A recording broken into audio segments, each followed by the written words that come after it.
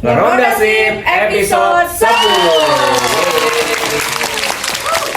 Hai Breeders dan Insan Brilian semua, kembali lagi dalam acara ngobrolin obligasi reksadana dan saham paling sip. Yeay, bener banget ya. Pada kesempatan kali ini kita akan membahas 3 saham pilihan kalian, ya, membahas secara fundamental maupun teknikal.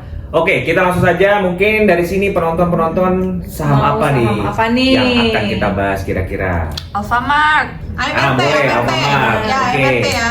Oke. Lalu, Breeze. nah, Breeze juga oke tuh, lagi Oke. panas nih. Dan yang terakhir Yang nih, terakhir apa? minum, air minum. Cleo. Cleo. Boleh. Oke, langsung aja kita akan bahas secara fundamental. Alfamart gimana nih, Fitri? Untuk Alfamart secara fundamental itu yes. Oke, Nah, secara secara fundamental teknikal? yes, dan kalau kita lihat teknikal kita no ya untuk Alfamart. Oke, next selanjutnya untuk Breeze nih, Fitri gimana nih fundamentalnya? Untuk Breeze secara fundamental yes nih lagi. Oke, sejalan dengan fundamentalnya, teknikalnya juga yes. Oke. Dan yang terakhir itu Cleo. Nah, secara fundamental Cleo yes. Oke. Teknikalnya gimana? Secara teknikal yes juga. Langsung aja kita akan bahas masing-masing pembahasannya, Secara fundamental fundamental dan juga teknikalnya bagaimana. Cekidot. Yang pertama ada saham PT Sumber Alvaria Trijaya Terbuka atau AMRT. Itu secara fundamental yes. Nah, kita lihat dari result kinerjanya, PT Sumber Alvaria Trijaya Terbuka atau AMRT itu membukukan laba bersih hingga kuartal ketiga 2023 sebesar 2,19 triliun pada kuartal ketiga 2023, tumbuh menjadi 25,1% dari periode yang sama di tahun 2022, itu sebesar 1,75 triliun rupiah. Nah, kenaikan laba ini didukung oleh peningkatan pendapatan bersih sebesar 10% menjadi 80,2 triliun rupiah dari periode yang sama di tahun 2022 sebesar 72,13 triliun rupiah. Yang pertama kita lihat dari katalis pasarnya, itu ada kerjasama dengan proyek pembangunan IKN atau Ibu Kota Nusantara di sektor komersial niaga. Kerjasama ini meliputi pembangunan dan juga pengoperasian gudang pusat distribusi barang dan juga gerai-gerai. Yang kedua ada prinsip kemitraan usaha retail di IKN melibatkan ekosistem lokal. Yang ketiga ada pemberdayaan UMKM lokal melalui penyediaan produk-produk di gerai AMRT yang berhasil menjadi minimarket terbesar kedua di Indonesia sebab memiliki pemilihan produk, jaringan distribusi yang efisien dan juga staf yang terlatih. Selanjutnya ada jaringan yang luas memberikan aksesibilitas kepada konsumen. Ada momentum pemilu berpotensi meningkatkan belanja masyarakat, terlebih jika pemilu dilakukan dalam 2 putaran. Dan yang terakhir ada diperkirakan akan ada ekspansi dan penambahan toko pada 2024. Oke, tadi secara fundamental Alfamart yes ya. Tapi kalau kita lihat teknikal, Alfamart no. Kita melihat Alfamart secara monthly ya. Ini trennya bullish memang dan harga menuju support MA20. Indikator RSI-nya netral cenderung melemah dan berpotensi untuk lanjut turun jangka panjang ya dengan support 2500. Sementara untuk grafik weekly trennya masih cenderung sideways ya. Harga bergerak di bawah MA60, mengkonfirmasi bahwa dia dalam tren sideways cenderung bearish ya. Indikator RSI netral cenderung melemah dan jangka menengah ke panjang ya. Saham Alfamart berpotensi untuk turun dengan support 2600. Sementara untuk grafik daily, tren juga cenderung sideways, harga berada di lower Bollinger Band dan menguji support 2730. Ada potensi jangka pendek mungkin dia akan rebound dengan support terdekat 2730 dan resisten 2950. Yang kedua ada saham Breeze atau PT Bank Syariah Indonesia secara fundamental yes.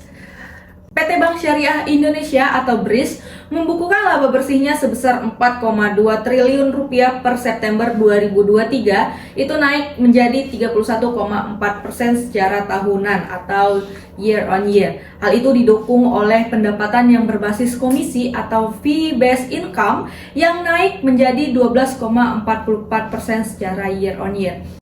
Kita lihat dari katalis pasar Bank Syariah Indonesia menyediakan layanan operasional akhir pekan atau weekend banking sepanjang awal tahun 2024 sehingga nasabah tetap dapat melakukan transaksi dan juga setoran. Yang kedua ada aksi merger 3 bank syariah atau Bank Syariah Mandiri, BNI Syariah dan juga BRI Syariah itu berhasil menyatukan aset hampir menjadi 300 triliun rupiah. Yang ketiga pasca merger, BRIS yakin dapat merangkul 80% potensi pasar muslim di Indonesia dan dapat mengoptimalisasikan integrasi jaringan teknologi secara menyeluruh.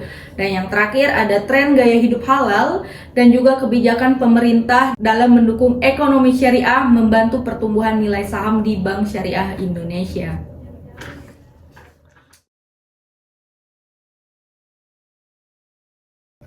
Oke, tadi secara fundamental, yes. Selanjutnya teknikal. Bagaimana teknikalnya BRIS?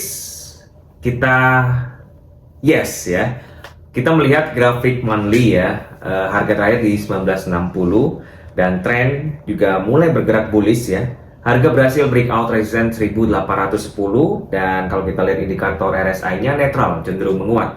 Sehingga secara monthly, jangka panjang ya, harusnya BRIS ini bisa melanjutkan kenaikan dengan target resistance 2560.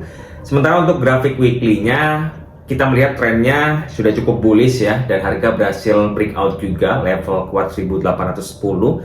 Indikator RSI juga terpantau menguat dan secara weekly atau jangka menengah ke panjang ya, BRIS berpotensi untuk melanjutkan kenaikan menuju resistance 2200. Sementara untuk daily, kalau kita lihat tren utamanya masih cenderung bullish, harga bergerak di atas garis MA mengkonfirmasi bahwa trennya masih bullish. Indikator RSI jenuh beli.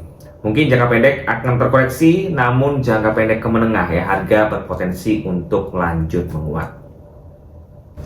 Dan yang terakhir ada PT Sariguna Prima Tirta Terbuka atau Cleo secara fundamental yes. Kita lihat dari riset kinerja Cleo membukukan laba bersih pada kuartal ketiga 2023 sebesar 204,8 miliar rupiah, tumbuh menjadi 35,7% secara year on year. Perolehan laba didukung oleh peningkatan penjualan sebesar 13,6% secara year on year menjadi 1,15 triliun rupiah. Kita lihat dari katalis pasar Cleo. Yang pertama ada Cleo mulai mengoperasikan pabrik air minum baru di IKN. Yang kedua ada Cleo telah menghabiskan anggaran sebesar 300 miliar rupiah untuk pembangunan pabrik, penambahan mesin, dan juga penguatan jaringan distribusi melalui investasi pada tahun 2023. Dengan ini, Cleo akan mengawali tahun 2024 dengan total 32 pabrik air minum menjadi produsen AMDK dengan pabrik terbanyak di Indonesia. Yang ketiga ada pada tahun 2024, Perseroan kembali melakukan investasi sebesar 300 miliar rupiah untuk penambahan pabrik baru, pengembangan pabrik yang sudah ada, penambahan mesin untuk meningkatkan kapasitas produksi dan otomasi, serta perluasan jaringan distribusi. Dan yang terakhir adanya rencana pembangunan 3 pabrik baru di Palu, Pontianak, dan juga di Pekanbaru.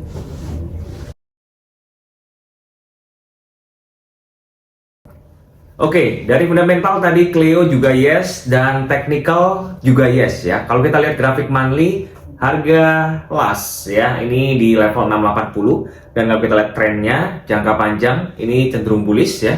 Harga bergerak di atas garis MA mengkonfirmasi bahwa tren besarnya masih cenderung bullish. Indikator RSI netral cenderung menguat sehingga jangka panjang Cleo berpotensi untuk melanjutkan kenaikan menuju resistance 800. Sementara untuk grafik weekly trennya bullish ya, harga berhasil rebound juga dari support MA20 dan indikator RSI-nya mendukung ya, cenderung menguat. Sehingga secara jangka menengah ke panjang ya, Cleo ini berpotensi untuk melanjutkan kenaikan menuju level resisten 765. Lalu untuk daily ya, kita melihat tren sideways cenderung menguat ya, dan harga bergerak di atas garis MA dan indikator RSI netral cenderung menguat sehingga mungkin jangka pendek Cleo berpotensi untuk lanjut naik dengan resistance terdekat 730. Oke, itu dia pembahasan dari ketiga saham secara fundamental dan juga teknikal. Nah, kita mau mengingatkan ada Bright Easy adalah mode add-on terbaru dari aplikasi Bright yang ramah pengguna, mudah digunakan dan juga simple nih untuk investor pemula. Oke, sampai jumpa di pertemuan kita selanjutnya, di Gunodasip selanjutnya, dan Sampai jumpa.